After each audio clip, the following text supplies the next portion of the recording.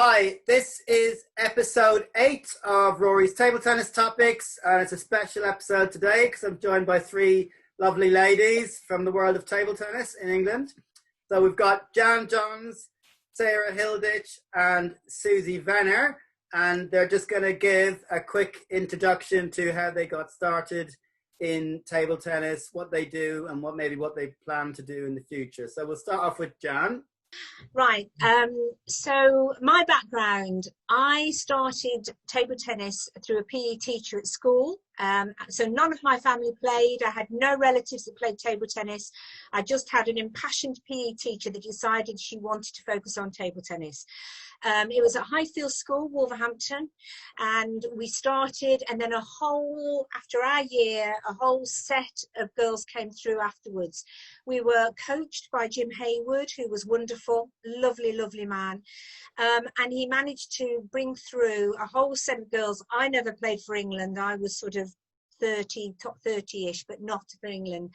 But the girls that followed on were for Jill Harris, Fiona Elliott, Sandra Roden, Helen Lower, all played for England. But our claim to fame as they came through was that as Wolverhampton ladies, we won the Rose Bowl title, which is the national team competition, 17 times, which is a record. I think we actually won it 15 times on the run. And then we had a year out, but we won it 17 times. I played for the county and the town, played local league, played for Staffordshire and Worcestershire and now Cheshire. And when in 1996, 97 became a vet, and I decided to join the vets. Knew nothing about it. And it's been an absolute joy since then. It's opened up my life to travelling abroad, meeting foreign players, having the opportunity to do things that I've never done before. And build more friendships. So in addition to those wonderful girls that we won the Rose Bowl title with Tracy Spencer and Josie as well, I've met so many more people from being a veteran. Unfortunately, after 20 odd years of being a vet, my body's falling over, so I've got one new hip, and I think there's another one on its way this year. So I'm a bit of a clapped out table tennis player at the moment, but I can still win the 60s on a good day. So that's it. What age did you start? You didn't say what age you started. I started when I was 12. 12, okay. 12, 13, yeah. And how long did it take for you to become start organizing? Because I know you're doing a lot of that now. When did you start organizing things in the club or in the county or league setting? Or really, I suppose as I got into my 20s, I started to sort of captain. The Rose Bowl was one of the biggest things I organised. So I was captain, and sometimes playing captain and non-playing captain for those 17 years. So I ran that team and was the sort of people manager and the mopping the furrowed brow type person. So that was during the sort of 80s and 90s. It wasn't really, I was chairman of Woodfield Table Tennis Club as well in the late 90s and 2000s when we managed to secure the lottery funding. I was chair there until I moved up to Cheshire. So, and then it was only really when I retired, Rory, in 2015, and I thought I'll give something back, and I wanted to join Susie in the Vets Committee, and that's basically how it happened. Did you take it over from Alex? I've forgotten his last name. Murdoch. Alex Murdoch. Alex Murdoch, yeah. No, Roy Norton took over from Alex Murdoch. Right. Then Susie took over from Roy. Okay. And then Susie, with everything else she got on her plate with Table Tennis England, was happy to do the vice chairman's role, the deputy chair's role of vets. So I ran for the chairman's role and got that. But we work as a double act, really. Okay. Have you played right through? You haven't had any years off, or? No, I played all the way through. The reason why I think I'm a better player now than I was in my 20s was I was very fortunate with those girls I just mentioned, like Fiona Elliott, who played for England, and Helen and Sandra and Jill, because I became their practice partner. So I was the as I say, the matriarch, the old dear. I was the person they were all trying to beat, which they all managed very quickly. But I would practice with them, so it brought my game on. It's a bit like Jane Vickers with Emma Vickers, I think, that when you're actually practicing with that calibre of player, I developed in my 30s when really, normally you wouldn't, but I did. So I got better during my 30s. So by the time I got to 40, I think I was a better player. Yeah. And your husband, Brian, is a very good table tennis player as well, isn't he? Did you meet him through table tennis or? Yes, I did. Yeah. I met him when I joined the Vets. I met him, probably it was, we got together in July 1998. July, August at the just after the World Championships in Manchester. Interesting. And do you practice together still, or? Well, we did. Unfortunately, he's got a bad knee and I've got a bad hip.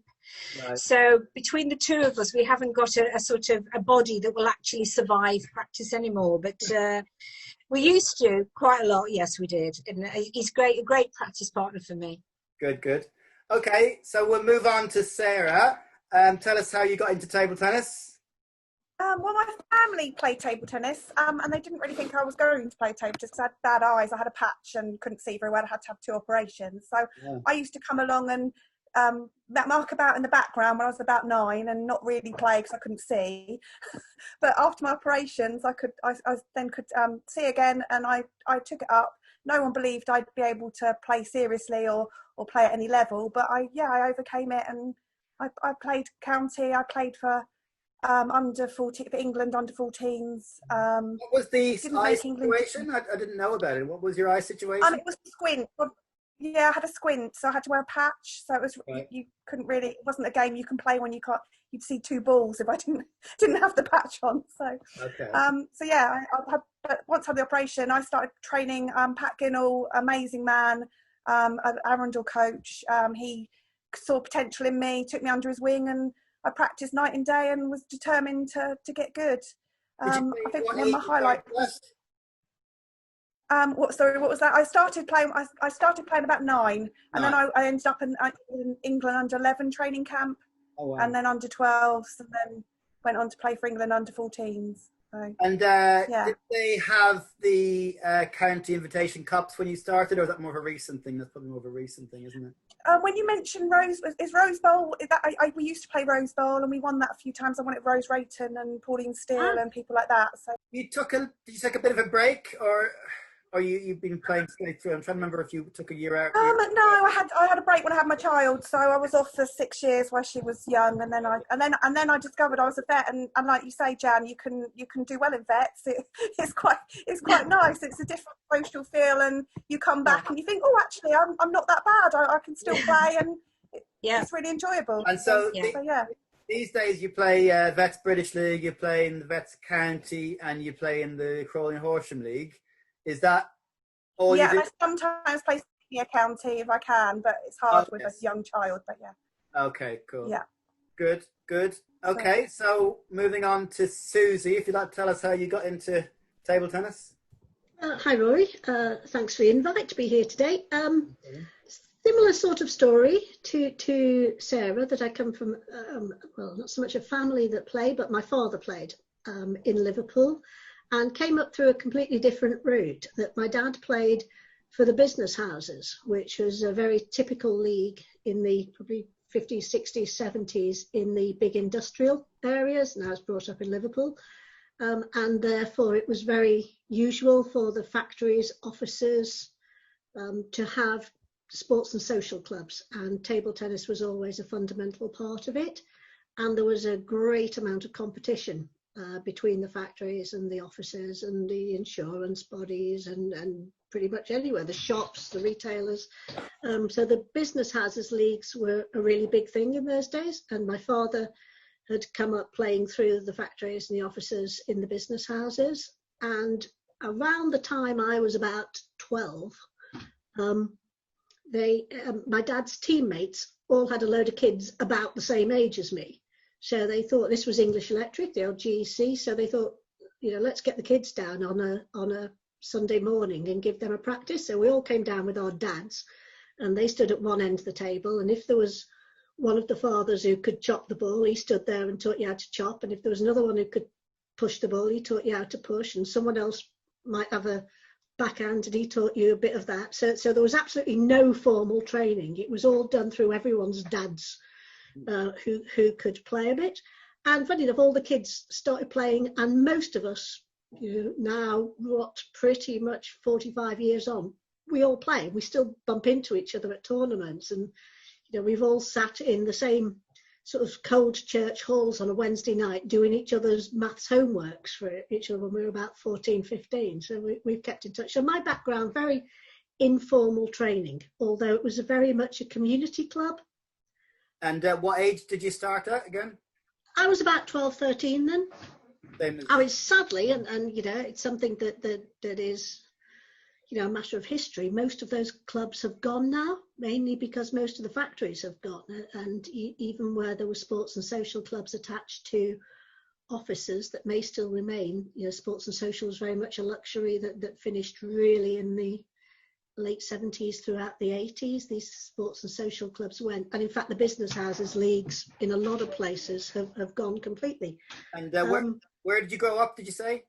Liverpool, and you're still there? Liverpool. So I'm still here. Well, I've by a circuitous route, so I'm back in Liverpool. Somewhere else. So I started played through local leagues. I think played through represented Liverpool, represented Southport, represented Lancashire about 40 years ago for the first time, and was so chuffed to play again for Lancashire and play with the same guys and the same team that we did when we were teenagers, which have a good time as vets. So I have been through that. I think one interesting thing that we've touched on is in my early 20s, having played through Liverpool leagues, I moved down to London and didn't know anyone. And I remember very clearly sitting in an office in what was then the Department of Employment and looking through the in-house directory to see if there was anyone on the sports and social side who was listed as playing table tennis, and phoning them up and saying, I've played a bit of table tennis, can I come and try out for your team?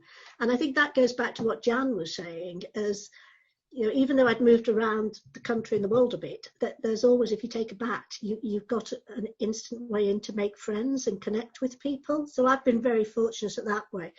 So I played in London for probably throughout my 20s, and then life intervened, as it does with many people, and it's not just women, it's exactly the same with men, either families or careers or something gets in the way.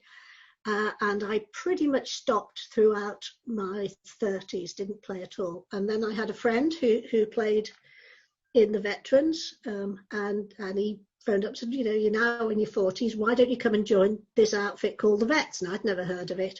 And we're saying, oh no, I don't have a bat, I can't find my bat, I have no idea. Last time I played it was up to 21, I have no idea what to do. Anyway, a couple of practice sessions later with vets legends like Joey Kennedy and Clive Carthy and Davy Bowles and people like that, and I could put the ball back on the table. I mean, not particularly well, and I certainly, in your guests today, I would rank a poor number 3, probably number 4 if you count yourself there, Rory. But so yes, Jan and Sarah have reached much higher levels than me. But anyway, I started playing vets. And did appallingly, but just really liked the whole atmosphere. The vet scene is very much about competition, and it is competition at a very high level at the top end of it, but it's also about the social and the friendly side of it. So it doesn't matter what standard you are, you can come along, you make friends.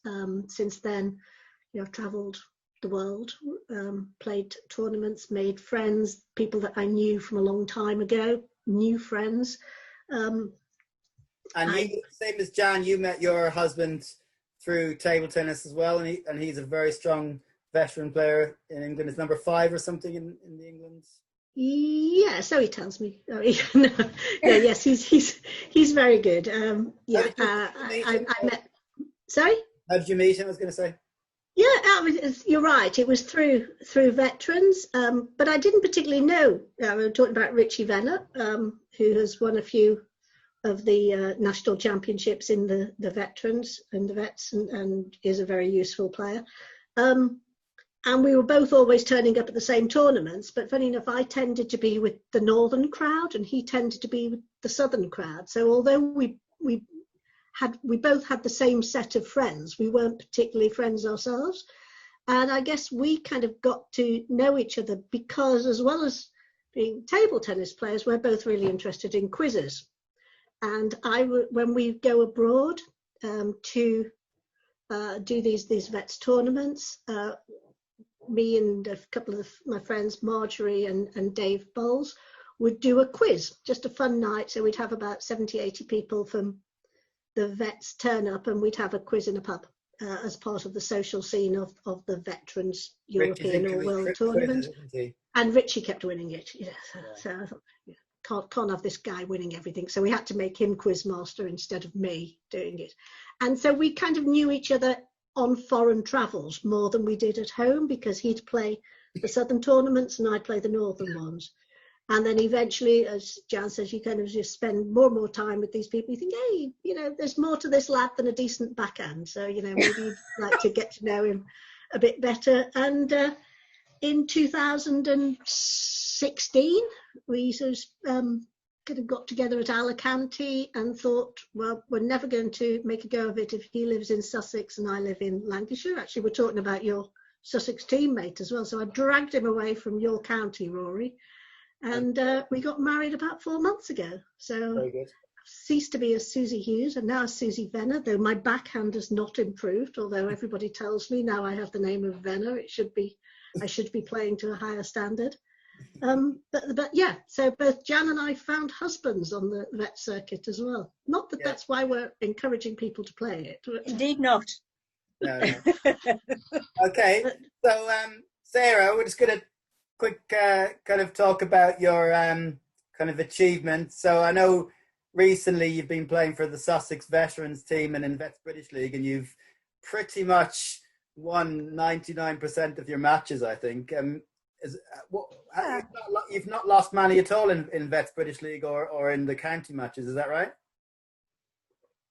Not many, but it's been so nice playing new players, because I don't know lots of them. As you turn up, you're newbie, and it's like, oh, you don't know if they're meant to be good or not good, and it's just fun playing new players and having a go, and yeah. So I've really enjoyed that. Being a left-hander, you've been quite successful in the mixed doubles in the county championships as well, haven't you?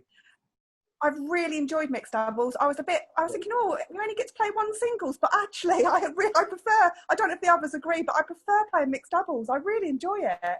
It's so nice playing against strong men and playing with a man, and it's just really enjoyable. So all that's been like, I was thinking, oh, I don't think this is fair that we only get one singles, but actually I really, really enjoy it. So that's been a plus. And you play in the local league for Foresters in the Crawley and Horsham League. How do you find the format where we play all in the same venue on a fixed night of the week with all the teams? There's 14 teams on 11 tables. How do you find that and the kind of social aspect to that? I really like it. It's a I don't know if the others feel the same, but I don't know how your leagues work, but it's an earlier night, so you're not in a hut stuck there till 11 o'clock at night thinking, oh, I've got to play another game. So your matches finish earlier. You don't play doubles. And then you you have social time at the pub afterwards, so you'll meet up and have a drink, and it's just really, really nice, and you still get home at a reasonable time. Yeah. I'm very envious. I'm very, very envious, because we are still up in the frozen north, although it's Midlands actually, where I am. That's not the case. No, we're in huts, and to be fair, the Crew Central is plays in a school hall, but it's still a long night, and it's a bugbear of mine, bringing kids into the game. It's a long night to be sat in a freezing cold church hall, and we've still got that where we are. You don't finish till 11. I think the Crawley and Horsham League format is the future of local league table tennis, in my opinion. So we have, like I said, 14 teams, 11 tables going. So it's 3 tables between 2 matches. So the middle table is shared. So you're spending half the time using the middle table, and you always use your own table. So and there's no doubles. So you're finished by generally 9:30. Occasionally you go on to 10 o'clock. And obviously, if you did have kids playing, they could easily play game 7, or someone who's got to get up at 5 in the morning. They could play game 7 and leave potentially. It's a lovely leisure centre. Obviously, you've had your Vets Southern Masters there many times. Mm-hmm. But you know it's a good venue, and it is relatively expensive. We pay £130 for the season, but you get 26 matches, so I think it works out about £5 a match, which I think is quite reasonable, especially with the good conditions. And the standard has actually gone from strength to strength. There's people coming from Kent, Surrey, all parts of Sussex, and London, and everywhere. And when we first started in that format, it was basically 6 teams, 3 from Horsham and 3 from Crawley, and you were playing then, Sarah, as well. And it was okay, but you ended up playing a lot of the same people, and we played each other 4 times as well. Yeah. And now it's expanded up to, as I say, 14 teams, and we could have more, but the league is not wanting to have more than 14 teams in the Premier because it would make the season too long. Do you have many? Do you have many women players in the league? Yes, we do. Quite a few. Yeah, there are actually. There's about 4, is there? That's quite good for a league, isn't it? Well, there was Kate. Okay, she stopped playing. Yeah, and it's quite a high standard. So there was Sally Hughes, although again she didn't play last season either. I don't think. Between 4 and 6, I'd say, on a regular basis. Alice Hazel, it is. Emma Torp. It is what you say is a model that is working in places. But I play in 2 leagues up here, Liverpool and the Southport League. Liverpool being 5 divisions, Southport 2 or 3. And it's pretty much the same as what Jan is describing. We're still playing in single table venues. Yeah. Which you've got to rent or hire from churches, community centres, cricket pavilions, football clubs, or anywhere you can actually find somewhere to put a table on. And there are historic reasons why that happens. There isn't the size of the venues that you're talking about. It would be good to have these purpose-built venues or even sports halls that could accommodate. And of course, the problem is, as we've all come across at some point or other, you're very much dependent on your landlord. If we do have the single table venues and we have to hire them from church halls, cricket pavilions, training cadets, whatever, then we're always at the mercy of the landlords, and they can change usage, or they can put up prices, or they can close down. So the facilities is probably the single biggest problem for anybody playing competitive table tennis at local league at the moment. Yeah, so I think personally, if leagues in the same kind of county or area can all have a different night, for example, so then it allows people to play in more than one league. For example, the Brighton League was Mondays, only Mondays for the Premier, and Crawley and Horsham League is always Thursdays. So that means people can play all the matches in 2 different leagues if they choose to do so, which I think is good. But yeah, I definitely think the multi-table venue is the way to go. I know it's not suitable for every league, but I think if gradually we can kind of progress towards that, I think it would definitely be the right way to go. I think it's a very valid point, but I think you've got to bear in mind that leagues pretty much run themselves. And in a lot of places, there just aren't these facilities. There aren't these central table venues, and people are having to make do with what they've got. Yeah, to try and clubs, keep people playing. And it's also, a valid reason about kids. Like Sarah saying, in the pub at 9:30. I mean, what a luxury! I mean, if we finish before 11:30 on some occasions. Whereas, of course, and if you're playing somewhere like Liverpool, you could be 10 miles away from home, and it's late to get kids to come home. So there are innovations that leagues can use. Like, we let anyone who's a junior team play all their matches at home. Yeah. So there are things that the league can have an initiative to try and accommodate younger players. So there's a club called Foresters who has a hut. They've got 2 huts, which are the kind of one-table venues, which Sarah actually plays for, but because she plays in the Premier, she doesn't play in the Huts, although she has done, I think it was a couple of seasons ago. I've done. But so clubs like that are reluctant to completely commit to a single venue because otherwise they don't get the income for their own venue. They've still got teams in the lower divisions which are still home and away. So it's only the Premier that's actually in a central venue. But I mean, these are the challenges we need to overcome. But anyway, I just want to go to Susie now. So, Susie, you're the elected deputy chairman of the board of Table Tennis England. Is that right? Yes, that's right, Rory. Could you tell me kind of how you got into that and what the position involves? Yes, initially a bit by accident, I think. I kind of got there without realising I was going there, if you see what I mean. It started off, as I said, I started playing again, and around the time there was a very nice gentleman called Brian Halliday, who did a lot of work for the vets, and one of the things he did, and in fact a lot of voluntary work across the board, but one of the things he did was produce the newsletter, and he wanted for the vets, which was a very good publication, and he did a lot of work himself, did a lot of writing. And they were looking for somebody to help him out. And my background is journalism and political PR.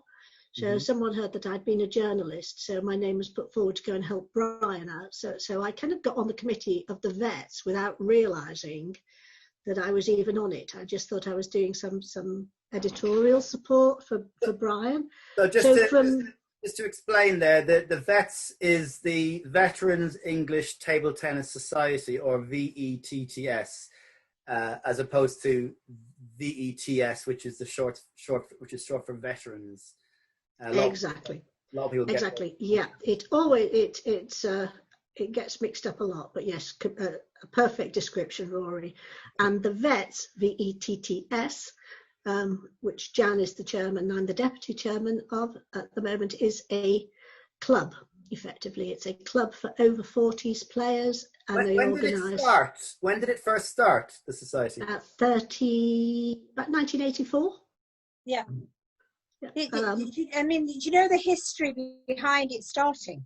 No.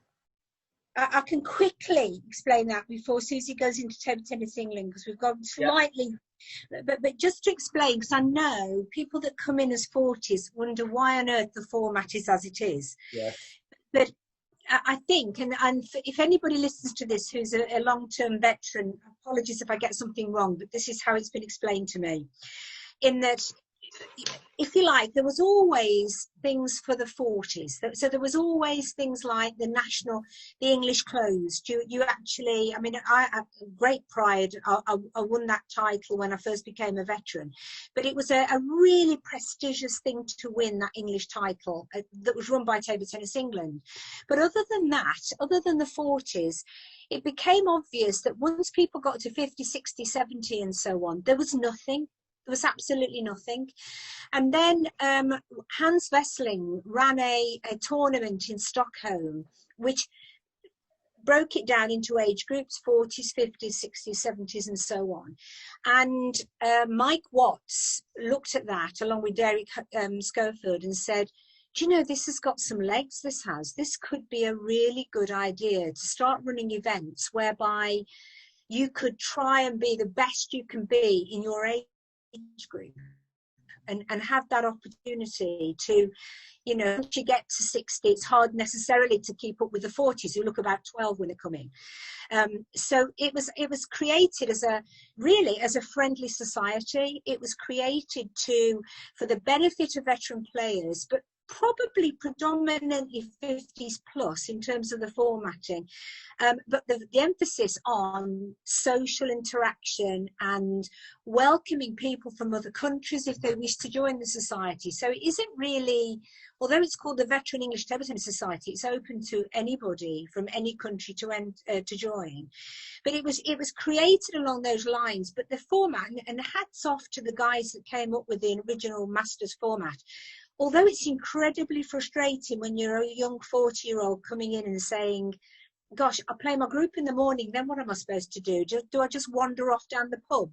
Which eventually that's what you do. Or you just go shopping, or you go back to your hotel, and then you return for your doubles, and then you come back the following day. And it can feel a bit strange, actually, when you first come in as a 40-year-old. So, I mean, for example, I'm early 40s, and I play table tennis every weekend, basically, and I'm all around the country playing, but I haven't really played many of the vets tournaments simply because of the amount of matches that you don't get.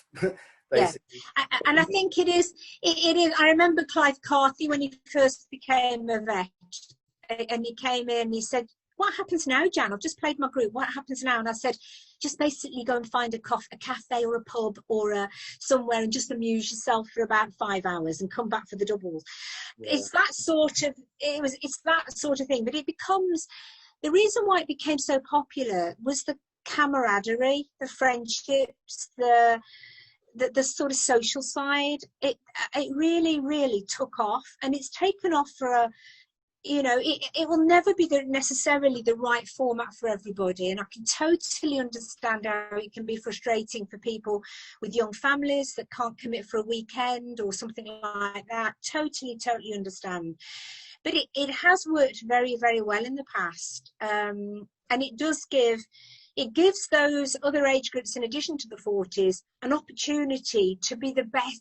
I mean, you could argue that there are people floating around that maybe are great at 60 that don't play in it, but generally they can aspire to be ranked number one in the country. It is a wonderful thing.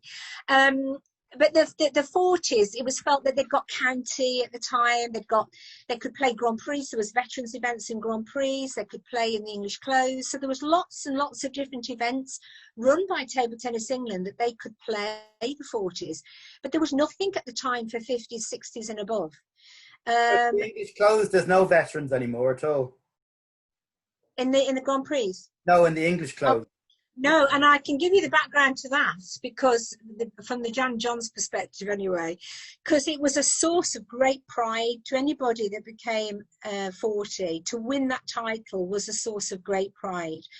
The problem was, it used to always be, back in the day, that you'd turn up on the Saturday and you would be there when, the seniors were playing, everybody was playing, there were fantastic matches going on around you. You could watch Desmond Douglas playing Alan Cook, and you'd be playing in your vets, and it was an incredible vibe and a real buzz in the room. And we all used to play over the weekend. But then because it became a bigger thing, televised, they moved the vets to the Friday. And a lot of us thought, hang on a sec, we've got to take a day off work now. And I suppose, rightly or wrongly, the numbers started to drop. I can remember going and entering the vets one year, the English veterans, and Jill Harris and I entered the doubles. There was only us in the doubles. Right. So it just, and then gradually over time, the vets nationals, in a sense, took over as the prestigious event to win, because because the English had just lost its way in that sense, I think. I mean, I don't know whether you want to add something, Susie, but that was our players' perspective on it. Yeah, I mean, I think it was a combination, as kind of one descended, the other ascended. And I remember wearing both Vets hats and Table Tennis England hats, having this conversation with Vets and Table Tennis England about whether we could somehow revive the Veterans National Championship. And I spoke to a lot of players about it as well. And by this point, the one that was run by Table Tennis England, or ETTA, because it was around the same time of the handover, there weren't many people entering for reasons that Jan has just said. So but the Nationals was going up. And we actually we looked at quite seriously about trying to somehow combine them, but we couldn't. But I think now, just to conclude on that, the Vets National Championship is amazing. I mean, the standard is incredible there, and it's a really big event. So that's taken over as the prestige title. Can I make a suggestion, or possibly two suggestions to think about? One, I mean, because the Vets Nationals isn't just for English people. Anybody who's a member of the Vets can enter it. Right. For example, I can enter it, even though I'm not English, but there's no English closed vets anymore. So the two suggestions are, one would be for Table Tennis England to run a Veterans National Championship standalone away from the senior nationals, a different weekend, so devoted to that, maybe over one day, probably get it done over one day if it's just 40s. Or that the veterans, the VETTS National Masters should be only for English people. Because at the moment, there's no English champion, you know, or make it British if you prefer, but for like a Swedish person or whoever to be able to win it, you know, I know it probably never happens, but it could do, couldn't it? Oh, it has happened. Well, Neubauer, I'm sure won it. Teresa has probably won it. Teresa Devaney. Yeah. Not the 40s, but yes. I think that from a vet's perspective, it's complicated, Rory, because actually, I don't think the vets didn't actually expect to take over as the prestigious event that it's become for the 40, if you see what I mean. The two ran alongside each other originally. So there was a Nationals vets and there was the English close. So your first option probably is the valid one, which is to say that Table Tennis England run a championship for English vets, because for the vets to make our nationals an English only would go against our constitution, Susie, because we are a society for anybody that wishes to join. So it wouldn't be a valid thing for us to do. Not even the 40s? Could you make the 40s English only? No.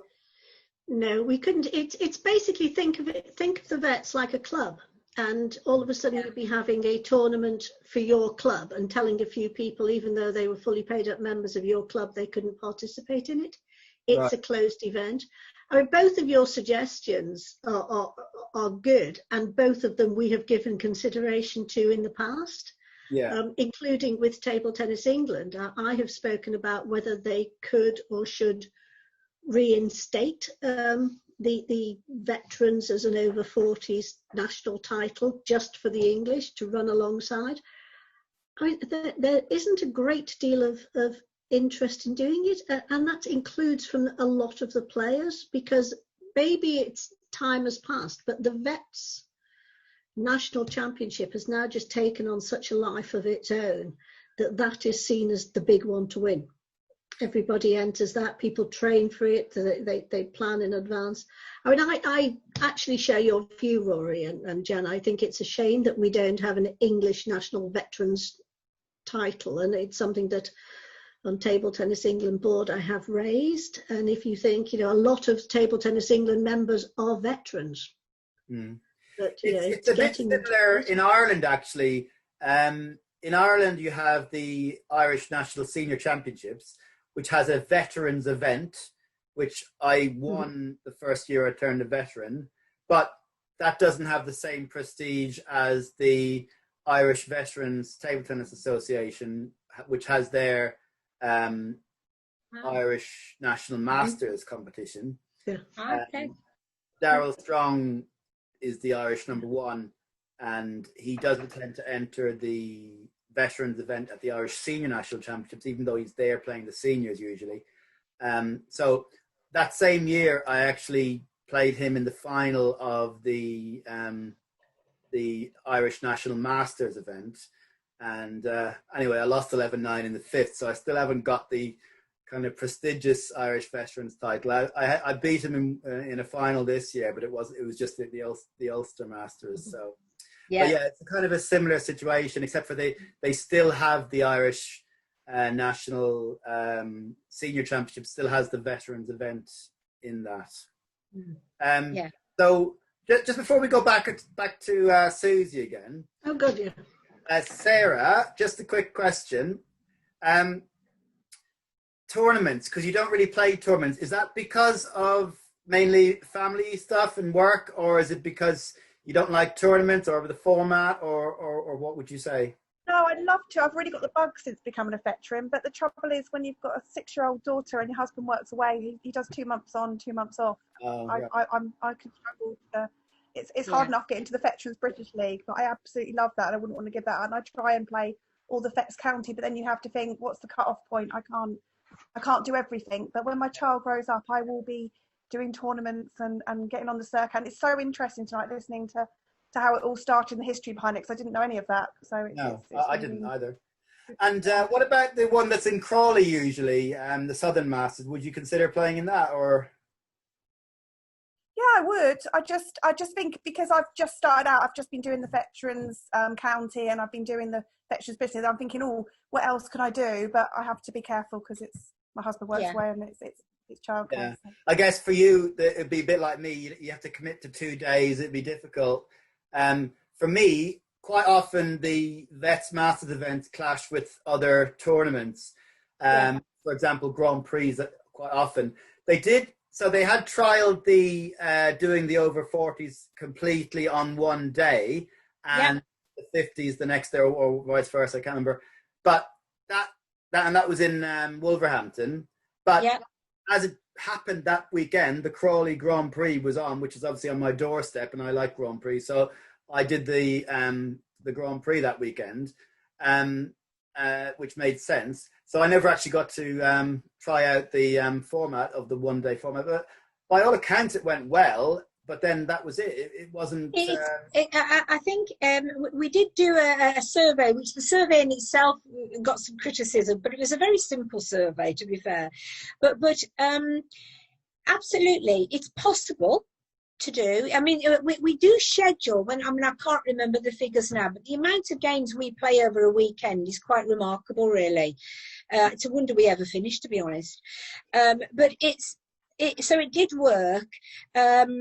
It's just that we experimented because of trying to balance the fixtures. We just played the 40s through, the 40s and the 50s, 40s one day, 50s another, and then the 60s, 70s and 80s played the normal format, groups one day and played on the other, to try and balance it.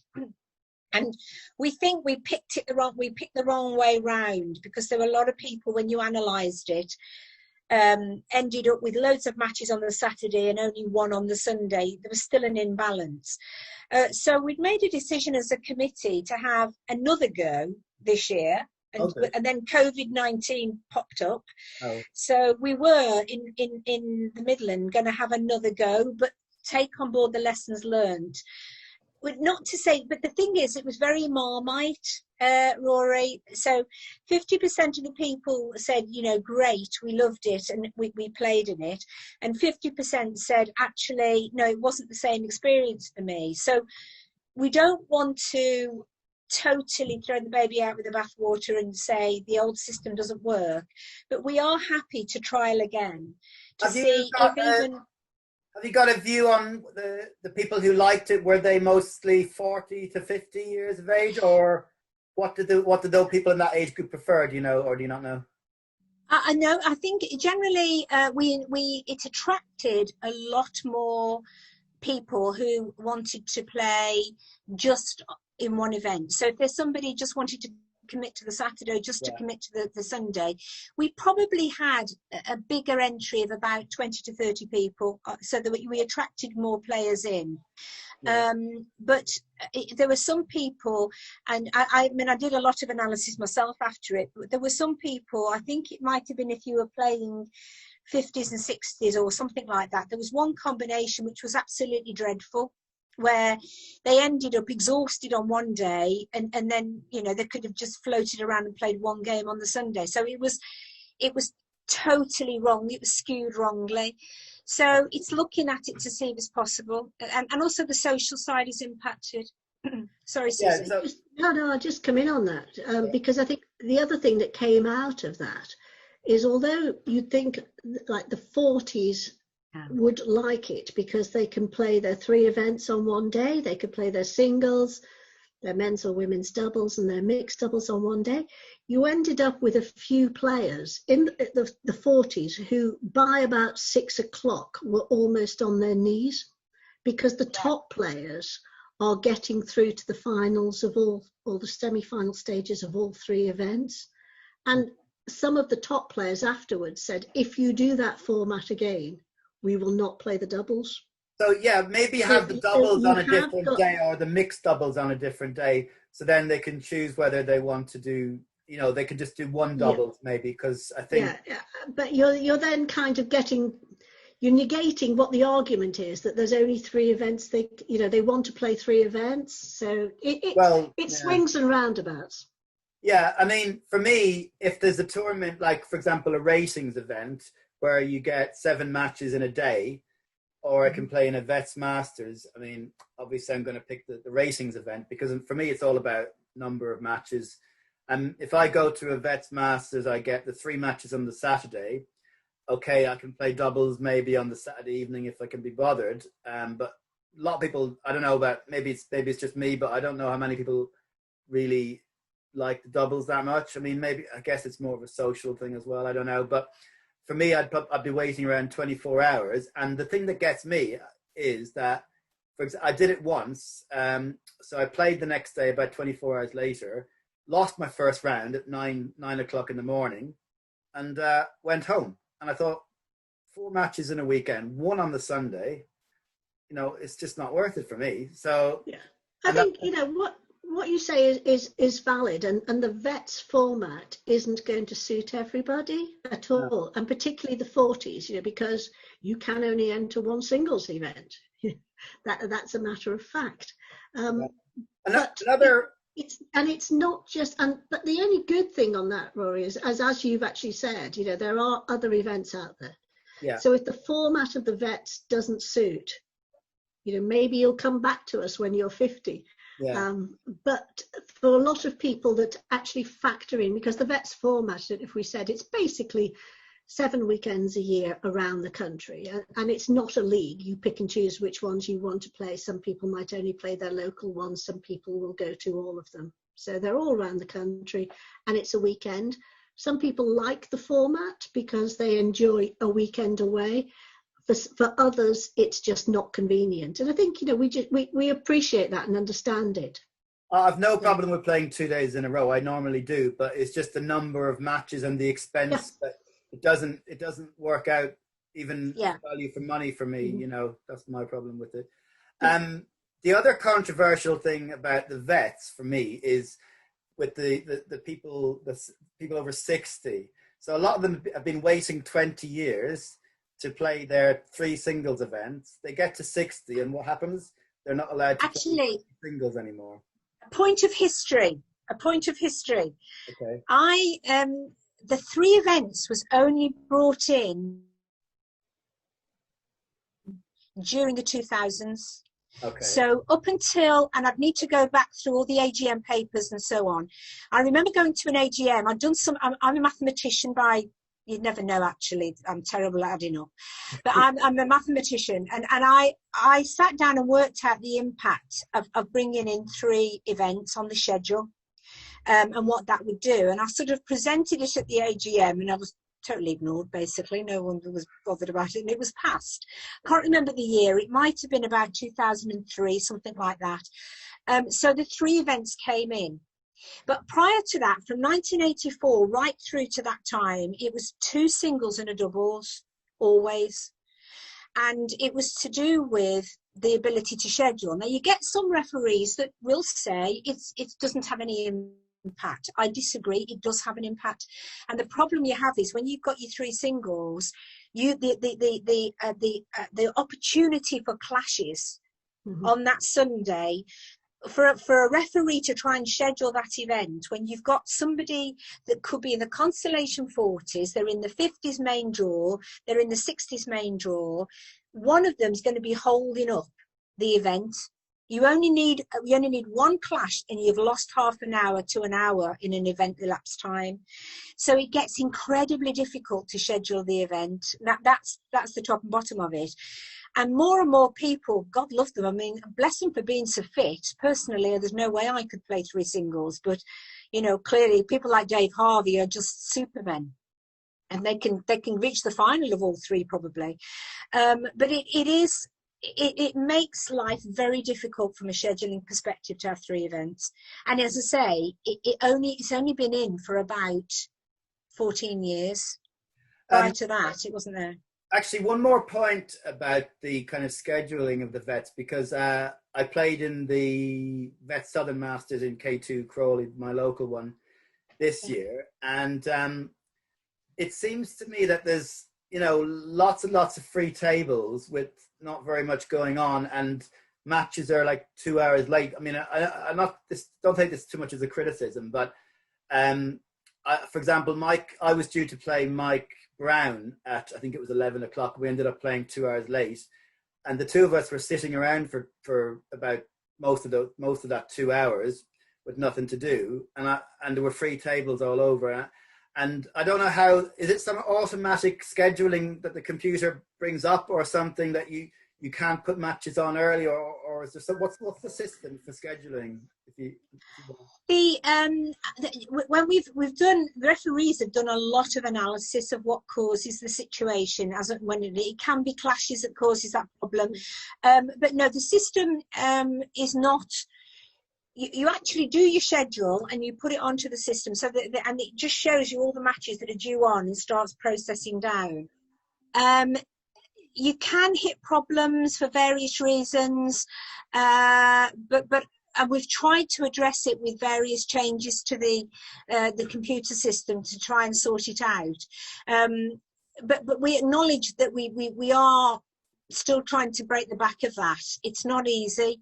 I think when you've got a computer system, the system is not dictating. The system will allow you to put matches on, but it is actually presenting the matches to you in an order. So you'd have to scroll down pages and pages and pages and remember where you are to pull matches forward. So that's what makes it confusing. Yeah, it does. On this, I think, like, you know, if I could just come in on this, you know, you've made a point, and it's one that we hear from time to time at a number of tournaments. The bottom line on it is that we try to learn from each event. You know, we do the post-mortem afterwards, and sometimes things go wrong, and we look at it and we think, okay, we could have done that better. I mean, bear in mind, everyone associated with it, you know, is a volunteer. They're giving up their time for it, and we look at it and we think, well, we could have done that better, and next time we'll try and do it. Another thing is sometimes they go wrong and they are completely out of our control. You know, you get a leak in the ceiling and it takes out 2 or 3 tables. So there are things that we can learn from it. The other point worth bearing in mind is the Vets is almost becoming a victim of its own success, is that we're running at capacity of numbers. And we have things like, we have people who scratch on the Sunday, and we've then got gaps in the program. So we try to learn and do things better. Would this help if the two players that they know they're playing against each other, they can see a free table? Would it not help for them to approach the desk and say, look, we're ready to play, can we go on and play? I suppose if you imagine if everybody did that, it would be chaos, because basically they're trying to bring the matches on that need to be played, and I just think it would be very difficult to do, Rory. There's no doubt.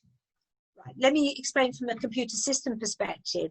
There are wonderful benefits of having an online system, in the sense of people see results, they see straight away results, they can follow it remotely, and all these wonderful things. But it does in some ways limit the flexibility you have to change direction on a whim. So, you know, if you suddenly realise that one of the events was being held up, in the old days, you would turn to a separate pile of coloured paper, so that the 40s might be on yellow paper. You'd pick them up and say, let's get them on, and you'd put them on. A computer system isn't sufficiently flexible to do that. There's no doubt about that. I mean, absolutely. Yeah. So I'm a referee myself, and I've run, for example, a tournament in London Academy there in February, just before lockdown. 150 entrants, 26 tables. How many events? 8 events, 4 boys events, 4 girls events. One day, 9 o'clock to about, I think we finished about 7 o'clock in the evening. I did have some help. I had 3 people helping me on the day, so it's 4 of us. But yeah, I mean, the thing we do it manually. We don't have a computer system doing the results. So we've got all the draws up on the wall. We, you know, as soon as 2 names match up and they're ready to play, we just get it out on whatever free tables are available. We got the clipboards which come back and they tell us which tables are available. and we just bang the matches out as quick as we can. The limiting factor is often umpires, or literally just quick enough to write out the score sheets, because we're not printing them out. But I don't know if it's possible to kind of keep an eye on the draw sheets to see when the names get next to each other, and then just put that out there. I don't know if that would work with your system. Part of the problem is the complexity of the format, that we're probably dealing with, 250, 300 players over 30 different events. Yeah. And they can all be entered in 3 different ones. Yeah. So I guess you're not saying anything that isn't a valid comment, or that isn't something that we've all thought about, and the referees and the referees and the tournament organisers look at this the whole time to see if there is a better way that we can do it. But if you just had people going on, you will hit a block, you will hit that wall somewhere down the line, because you'll have half of a draw that might have gone through and another draw that's stuck at the first round because someone is playing in other events. So have you considered... It's not a straightforward format that the vets do.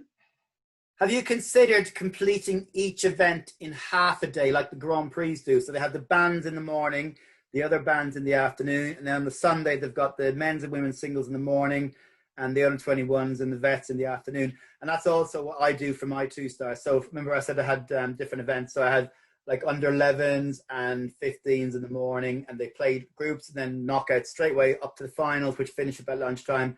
And then you have the groups and knockout for the afternoon event, from 2 o'clock or something. Would that not work for the vets? That was actually back in, I'm trying to remember again, the 2000s, that format was trialled. Now, again, I think it was, and unfortunately, I think it was the choice of the events that they put together. So they put the 40s with the 70s, and they put the 50s with the 60s. And the 50s and 60s are the 2 biggest events. Yeah. So the 40s and the 70s were the 2 smallest events. So you were sort of comfortable on the one day and absolutely killed on the second. Yeah. So what we were going to trial this time was to actually try to see if we can complete certain 2 age groups in a day. That's what Cliff Bell's been doing a sort of what if to say, well, what's possible, just to see if it could be done. But it is because the events are quite skewed. You've got 50s and 60s, which are large, 40s very close behind, and then 70s much smaller. So whichever way we try and cook it, we end up with a day which is loaded versus another day. That's generally what happens. But no, I mean, it will absolutely, Rory. I understand your frustration, and it is being looked at to see if it's possible to actually schedule it more effectively. Trying it anyway. So I'm sure we will try again to see if it works. But again, taking on board what Susie said earlier about the 40s being dead on their feet, and various comments. And also the other issue we had, and Susie was right to raise that, there wasn't a soul in the room when the 40s final went on. And so normally at our events, round about midday, the 40s, we try and schedule the 40s final if we can, when the vast majority of the players are in the room, and because they love to watch it. I mean, most veteran table tennis players are great fans of the sport as well. And what happened when we did that, when we played through in one day, it was a question of, can you turn the light out when you're finished? Because there literally wasn't anybody in the room watching the final. No. Which is a real shame. Sorry? You do live streaming for finals? We haven't done, no. We haven't. Is that something you'd look to do, or not really? We've done it a bit. We have. It's tended to be it's tended to be ad hoc. Actually, it's more people just standing there with their own camera. Yeah. If we've got someone who'd come along, and in fact we asked about this not so long ago, Jan, didn't we? That we actually said, does anyone want to volunteer to do it? Not easy to do. So it's something that we'd like to do, but again, you need someone to volunteer to say, I've got the equipment, or you need to invest a bit on this, and I'll own it and I'll run with it. So at the moment, it has been done a little bit. Jan, you've done it, I think, in Europeans. Europeans. Are you on Facebook Live? Facebook Live, I was going to say, yeah. It's just a bit Mickey Mouse though, depending on the quality of your shaking hand as you're trying to do it as well when you're filming. Tripod. Yeah, true. I should have that. So yeah, I mean that's a good point. But even then, I still think it is lovely to have. Again, on that Sunday when people are there, there's always one event, to be fair, and it's usually the 60s that turning the lights out and when you're playing your final. But it's a shame that the vast majority of the vets don't get a chance to see the 40s and 50s playing their event final. Have you tried advertising for local spectators from local clubs to come along and watch some of the finals, maybe the 40s finals and stuff? No, I have to say I haven't. I've in the past I've contacted the local leagues and said, look, this event's on, do come down because you're going to see the creme de la creme of veterans table tennis, the over 80s, the over 70s, do come along. But with limited success, you do get some people coming, but we don't get that many, Susie, really, do we? No, but we do also push it out to local leagues if they want to come along and play. There's a chance for local players, but they have to be members of the vets to play. Yeah. Okay, so in the Northwest, we do get a few people turn up for the one in Preston. And okay, Susie, just tell us a little bit about your role on the board of directors at Table Tennis England. Yeah. As I was saying earlier, I was invited to join the vets by accident because I was a journalist, and the same sort of thing almost happened with Table Tennis England.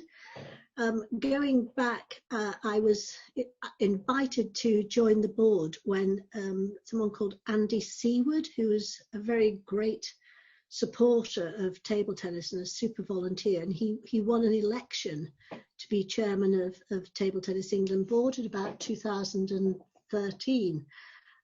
Sadly, he died shortly after that. But when he first went on the board, he was aware that there were going to be a lot of changes to the governance and to the structure of Table Tennis England, or ETTA as it was. I mean, this was driven by Sport England, who are the body that funds to a greater extent most of the national sports governing bodies in England. I mean, basically, the money comes from the Treasury through Sport England and out to the governing bodies to spend. And he realised then that they were going to clamp down on the way these sports governing bodies operated, and table tennis was no exception to this. And he wanted somebody to join the board who'd had an experience of working in this sort of political environment. And this had been my job, and I'd gone into semi-retirement. So he asked if I would help out on those sort of communications and that sort of political understanding of what was going on. And so I joined the board of Table Tennis England. And I think the first couple of board meetings, I really wondered what I was doing there, because there were so many players who'd achieved such great things on the table tennis table and at international level. They had, also done great things of coaching and all these famous names. I almost wanted to get my autograph book out. There were a lot of really good players and people who had time served, doing voluntary work in clubs and counties for years and years, and people I'd watched as a kid play, and I knew these names, and I was pretty much the local league player who happened to have a job that fitted the time. Moving forward, the whole structure of Table Tennis England changed. There was a requirement from the government that there were independent directors, that directors were appointed or elected based on skill sets. It changed, and this was basically because the government required anyone who was receiving their money to be accountable. So I kind of ended up staying on the board, and now have been very proudly, I'm very pleased to say that the membership have voted me on, and I still feel very humbled by that. And also I kind of recognise that I don't have the skills of many of the table tennis players, and I don't have the expertise of many of the people who've done coaching or the experience of people who've volunteered for decades. But I suppose I'm a bit of your typical local league player. You know, I know what it's like in those cold church halls on a Wednesday night at 11:30, and I know what it's like to lose your venue. So I'm very proud to be part of that. I think I probably have an eye on what it all means for local league players. I wish we could do more. I really do. I mean, if I could do anything for Table Tennis England, that would be to somehow make the plight of the local league player better, because they are the absolute grassroots. We've all had so many good times without them. We won't be able to continue. Local leagues are the foundation from which everything else grows. So I'm very committed to that. So it's a voluntary role, presumably, and how much time do you put into it, do you think? Oh, a lot. I mean, I'm fortunate that I run my own business and I'm pretty much in semi-retirement anyway. I'm very fortunate that I have a family, not just my husband, but my sister, my brother-in-law, my mother, my nieces. You can imagine what it's like around the table on Christmas Day in our house. There is only one topic of conversation. They all play table tennis. But how much time do I put in? I mean, I'm certainly working on it every day, even if that's just. What do you actually have to do? What roles or what kind of work? A lot of it, I suppose you tend to. There are 3 now elected directors who are elected by the membership. That's me, Tony Catt, and most recently, famous name, Don Parker. Yeah, we had Tony Catt on the show a few weeks ago. Oh, right, yeah, okay. So I suppose, and then there are other appointed directors who are from the world of table tennis, and there are other independent, non-table tennis appointed directors who bring a valuable and different and independent skill set on it. So rather than what everybody else does, I think what I feel I do is try to communicate with the membership, and I do a lot of that through the vets, because we have a good communication network out there, and doing a lot of watching to see what other information goes out. I'm also trying to input into the various committees. So I'm on the British League Committee, I'm on a ranking committee, I'm on the Governance and Risk Committee of Table Tennis England, as well as on the board. And I'm trying to look at it from what this might mean from the local members' point of view, and bring whatever influence I can bring to bear to put forward their point of view. Over and above that, as a director, a board director of any organisation, you have certain responsibilities which fall within the world of governance, that you must you have a duty of care about the financial situation, about the governance, about the way the organisation is run. So it is basically it's also what it's not is doing the day-to-day stuff. So I'm not sitting in an office answering phones. That is very much operational. And there is a staff of people in Milton Keynes who do that. I probably have a stronger connection with the volunteer network, because I am one myself, so I've got a liaison there. But there's also trying to look at the overview. The board's job of Table Tennis England and every national sports governing body is to look at the strategy and see where you want the sport to be and how you can get there. And there are so many sort of restrictions and limitations on that. What are you doing with kind of the young players, say the juniors and under 21 age group? What kind of plans or provisions are being put in place to kind of make sure that they stay in the game and progress and potentially become the next senior team? Well, this is like the big problem. I mean, as well as trying to, at junior level, you're not just looking at how you can create the next Liam Pitchford, the next Paul Drinkle out there, and bring through those very talented youngsters. And there are various schemes in place, which I'm sure you're familiar with. Not all of them have worked in the past. You look at different ones. You've got to keep looking to how you can work with the grassroots coaches and bring them forward. But as well as that, through the elite junior teams that are coming through, and the training camps that we're doing, giving them access to the national coaches, but also giving their coaches access to the national coaches, so everyone's singing off the same hymn sheet. It is a big problem of losing the kids. Not at elite level, but just kids who start playing, they love it. We've got this great program at the moment, TT Kids, which is bringing fun and excitement, and has been really well taken up, to give kids their first taster of table tennis in a fun environment. A lot of the coaches and the clubs have already adapted that. The challenge is keeping them in the game, and we lose a lot of kids around the age of 16 to 18, and it's a big fallout. Part of it is they go off to university. So we have a challenge of how we can work with the universities to keep them in the sport. Now, it may be because of their student life, they're not going to be able to play competitive within a league system, but how can the universities encourage them to keep playing? And Bucks does a great job here. And how do we then keep them after university? And the other big problem, which we touched on earlier with your panel of 3 women, is we lose a disproportionate amount of girls, and that's true of every sport. There seems to be, we make it more attractive to keep the girls as well. Seems to be a lot less women coaching in table tennis.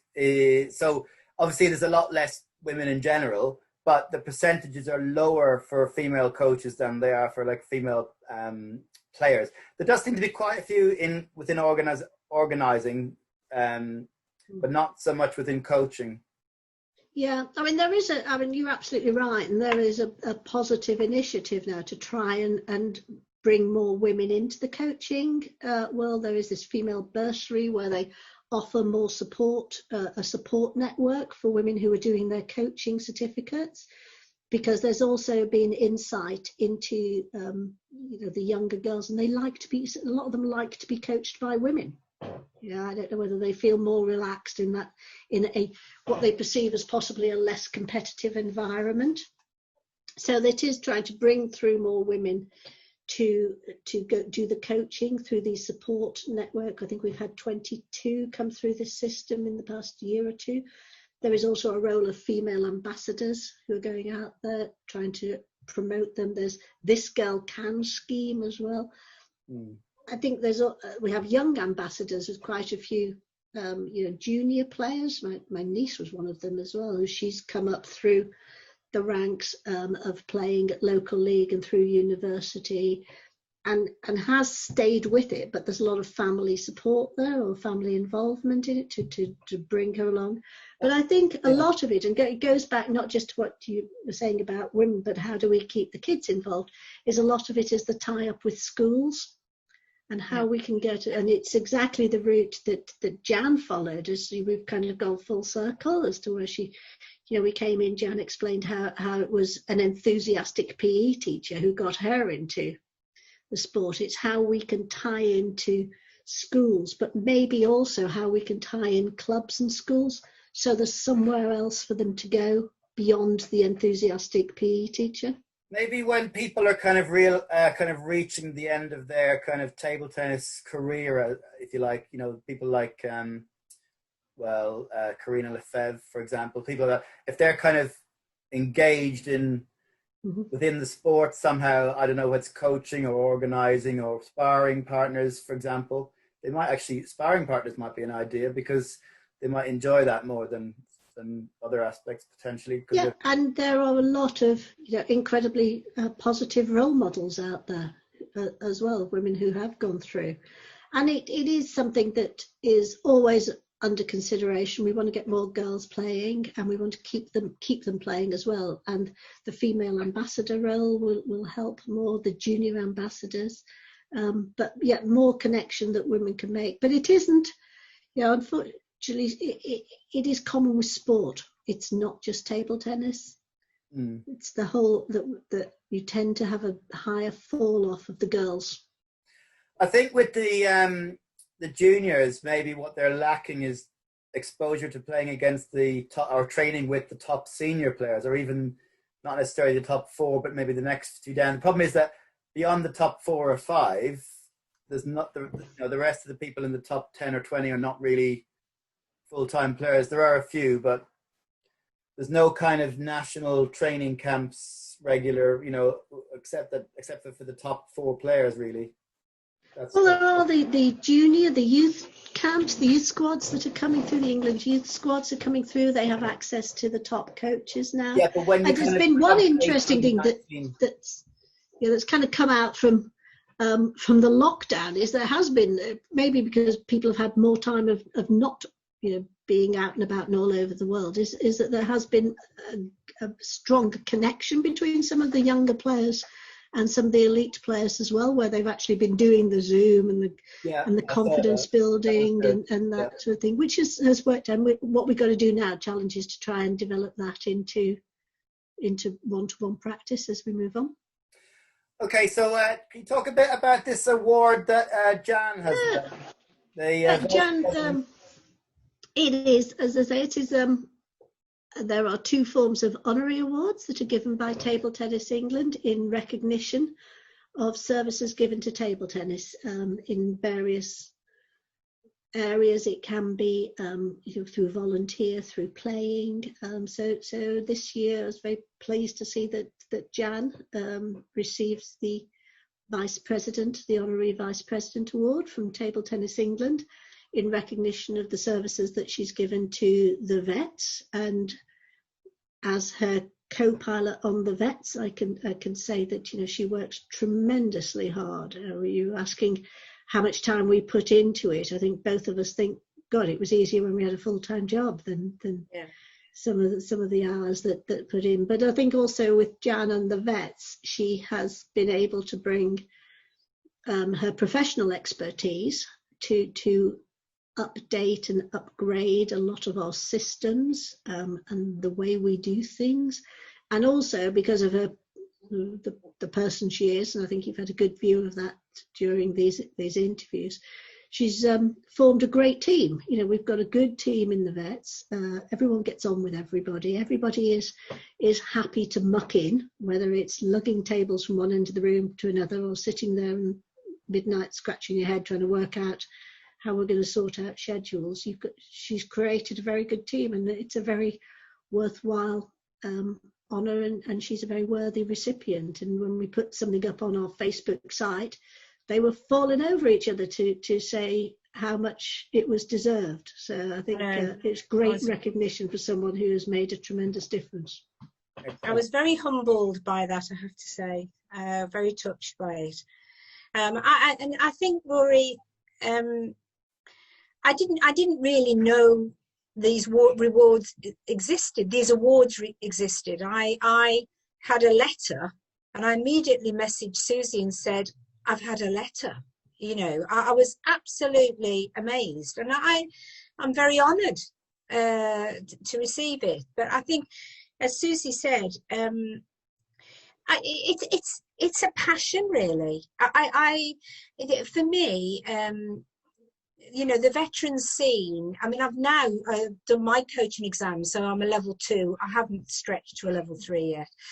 But I'm absolutely loving coaching. I love it, absolutely love it. And throughout my working career, I just didn't have the time. I could never guarantee I was ever going to be in the same place at any time in the week. I never knew where I was going to be. And I've just got this opportunity. Do you find that the girls relate better to you as a coach than some of the male coaches, or do you not know? Have you not noticed anything? No, I'm struggling to get access to girls to bring them into table tennis. Right. We're trying. I'm from. Wolverhampton was different because we had that baseline. In Crewe, they've done amazing jobs in Crewe. It's like a nomad with no sort of Crewe Central won an award for Dennis Artes some years ago by creating this sort of nomadic club that doesn't have a base anywhere and manages to attract 100 players. But we've always struggled to attract girls, and it's about getting into the schools. I honestly believe it is, and it's also, I totally agree about role models. I remember that there was one time we went into a school where you know, they just came in and they saw people of a certain age in front of them, me included, and thought, well, you know, they just go through the motions. The girls were sort of disengaged. But the next time they came in, I made sure I was practicing with one of the guys, and we were playing flat out, you know, forehands and so on. And you could see the look on the girls, and we engaged with about 6 of them that thought, yeah, God, you know, I'd like to do this. I'm interested. But it is getting that excitement, you know, how to resonate with them, really. And they need to see role models. They need to see people doing something that looks exciting and interesting. So I've been coaching 20 years, and I started my own club in 2011, Horse and Spinners. And in the last 9 years, I think I've had maybe 4 girls in the club, and none of them have lasted longer than a term or two, because everybody else is boys, and it just doesn't work for them, I think. And yeah. And you mentioned schools. I mean, I go into schools as my job. I mean, I'm doing after school clubs every day, before school clubs 3 days a week, and lunchtime clubs and whatever. And within the school setting, you probably get 40% girls, depending on the school. But it doesn't translate to getting it down the club session. And maybe that's because, as I said, the ones at the club are boys to begin with. So maybe I need to try and set up a girls only session, but then it's finding the time, and then you've got to, you know, do I offer it free initially to get them involved? You know, it's not an easy one for me, you know. No, I don't think you're on your own, Rory. You know, you sound like you're doing a great job down there. I think it's a challenge for all of us, how to engage girl. I mean, the one girl I have got who's absolutely wonderful, a super girl, very sporty, but she gets really irritated with the lads, you know, because she feels like she's at least 12 years more mature than they are, you know, the same age. Yes. And you do have these issues, you know, very often the girls feel, oh, you know, I can't be doing with all this nonsense.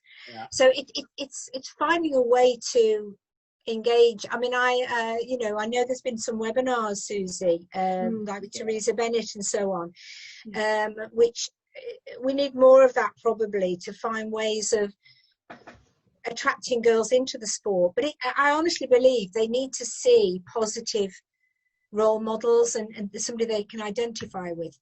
Yeah. I mean, there are things where we found they are more successful with girls, and it's like, you know, by way of example, if they come with their mates. Absolutely. You know, the lads come along and they don't really care who they take on because they just want to beat them. But the girls seem to be more relaxed in an environment if they're with their own friends. Yeah. Definitely. So, you know, there is that sort of, whether we can create that kind of more comfortable environment. So I had a brother and sister that came along, and they were both, you know, quite decent when they first came along. And the girl stayed for, I think, 2 terms. And, you know, she wasn't by any means the best player in the session, but she was younger than probably most of the others as well. But like, as John said, she was probably more mature than the rest of them put together. And, she, you know, she didn't, you know, because, you know, the way boys carry on, she didn't like the kind of scenario, the situation with the way it was, I guess the behavior.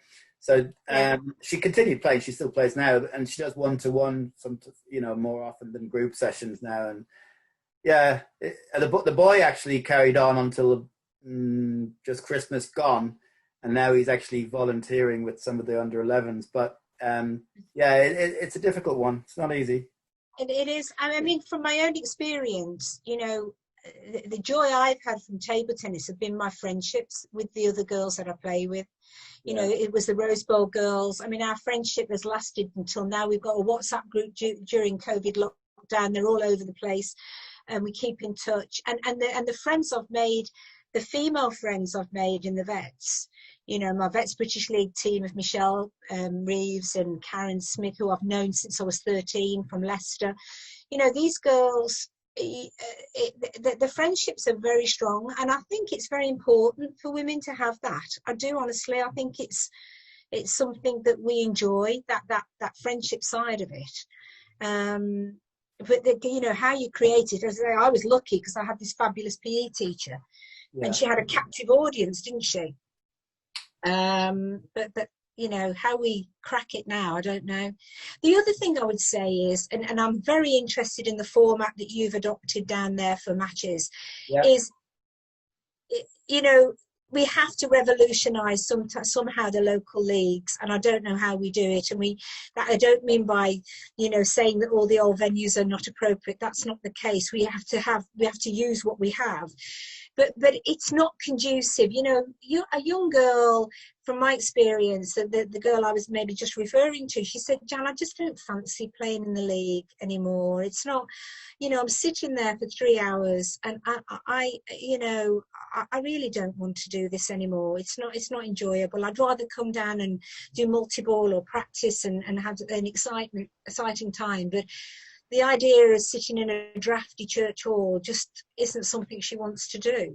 And I don't know what you think, Susie. I think girls would be turned off more by that than even lads would. Yeah, I think that's true. And it, you know, Liverpool League is probably no different to what you're experiencing, Jan, that we're playing in venues all over Liverpool. We're starting at 7:30, which is really 7:45, 8 o'clock by the time you get started. You can easily finish till 11, 11:30. Your parents are probably wanting to chaperone their own children around at that age and that stage, girls and boys. It's a big ask. And the other thing that we found, I don't know whether you know this through your coaching, Rory, is that the nights change is a big deal. It's if you've got juniors playing and all of a sudden they've got, you know, Monday night is choir practice and Tuesday night is swimming club and Wednesday night is judo and Thursday night is table tennis until next week when it's Monday night, and then it's back to Thursday night because you're playing at home and away. And this is a big problem for parents who are maybe trying to run, you know, taxi services and clubs for a lot of kids. And it seems a really minor thing, but it's a big issue when it comes to actually organising. When kids have so many choices, table tennis will go because there's something else that they can do that's easier. Yeah, so actually thinking a bit outside the box to see how can we make this easier. As I said, in Liverpool, we've got this idea that anyone with a junior team can play at home all the time. So at least they know Tuesday night is table tennis night or whatever. It's not switching around. They can play at home. They can play on two tables if they choose, which was actually a big deal to get through. So they've got a chance of getting a 9:30 finish. Their parents know where they are. They're not having to rely on other team members to take their kids to different venues. So it's actually the leagues having to be more flexible to accommodate the juniors if they want to continue to. So in our league, in the Crawley and Horsham League, like I said, the Premier is you play on 1.5 tables and you're done by usually 9:30. And a few years ago, you know, there was all kinds of resistance before this was actually brought in, and a few players and teams dropped out. That's why we only had 6 teams playing when it first went central. But and we did trial it with the lower divisions as well, alongside the home and away, and it turned out that it didn't work out. It didn't work out with the lower divisions. It started off with 3 divisions central, and we still had 2 divisions home and away. Then it went to just the 2 divisions central and still had 2 divisions home and away. And then it went just to the 1 central and the 2 home and away.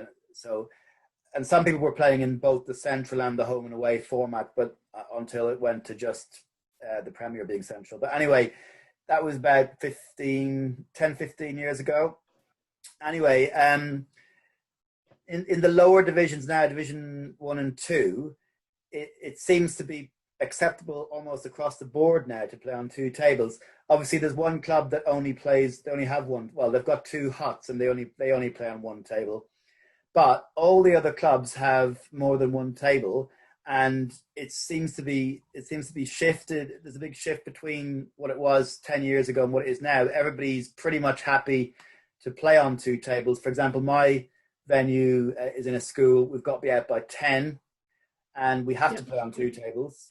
And we've got to be packed up and leaving the venue by 10. So we have to play on 2 tables. Rory, are you finding that format brings in more juniors now than it was 5 years ago? Yes, I think so. I think we always had parents complaining that they didn't want their kids out beyond 10. I mean, there were some that said beyond 9, but there were some that said beyond 10. And now that we finish at 10, we have to be out by 10. There have been more juniors playing in recent seasons. I mean, it comes and goes. You know, you lose juniors that stop playing the sport altogether. But when I have juniors of the right level, it does seem to be easier to get them to play league, and I do encourage them to do so. And the way I look at it is, okay, they're going to have maybe 4 away matches in the season where they've got to play on 1 venue and stay out late. And I guess if they're not willing to do that, I could also get reserves in for those matches. So it works, I think. It is. I suppose the other big factor on this is that leagues run themselves. You know, this sort of change is going to have to come from within the league system. Yeah. You know, it can't be imposed on them. Now, you're citing examples there, Rory, of Crawley that has moved along and is now accommodating it. But part of, I guess, the driving for that is it's got the facilities to allow that to happen. Yeah, that's very true.